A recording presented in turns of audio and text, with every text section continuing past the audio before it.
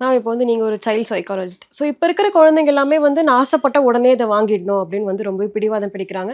So parents வந்து இப்ப sir சொன்ன மாதிரி பணத்த எப்படி கத்துக் குடுக்குறது மேம்? ஆக்சுவலா குழந்தைங்க ஏன் அந்த மாரி அடமென்ட்டா மாறுறாங்கன்னா, அதுவுமே பேரண்ட்ஸோட ட்ரெயின் அப் தான். ஓகே. ஃபர்ஸ்ட்ல இருந்தே இந்த டே ஒன் குழந்தைங்கள பொறுத்தவரைக்கும் எதுவுமே தெரியாது. ஆக்சுவலி இந்த உதாரணம் வந்து எப்படி இருக்கும்னு கூட தெரியல. ஆக்சுவலி எப்படி நம்ம ஒரு டாக வந்து ஒரு ட்ரெயின் பண்றோமோ, த சேம் பேட்டர்ன் குழந்தைங்கள பொறுத்தவரைக்கும் நீங்க என்ன சொல்றீங்களோ அத அப்படியே நம்புவாங்க. ம். அப்படியே அத கத்துப்பாங்க. அப்ப குழந்தைங்க கிட்ட ஒரு தப்பு இருக்குன்னா, அது வந்து starting from the parents. So அப்ப ஓகே. பேரண்ட்ஸ் வந்து அந்த மாரி ஒரு ட்ரெய்னிங் குடுக்காததுனால தான் குழந்தைங்களுமே வந்து உடனே எனக்கு கேட்ட உடனே கிடைக்கணும் அப்படிங்கிறதையே அவங்க சொல்றாங்க. ம்.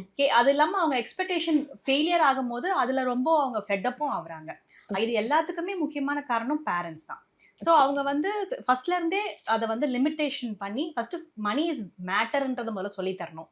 அதுக்கப்புறம் கேட்ட உடனே எதுவும் கிடைக்காது. கொஞ்சம் டிலே எடுக்கும். ம்.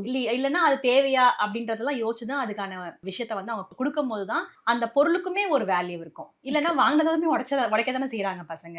ஸோ அப்ப வந்து இது பேரண்ட்ஸ் கிட்ட இருந்து தான் இத ஆரம்பிக்கணும்.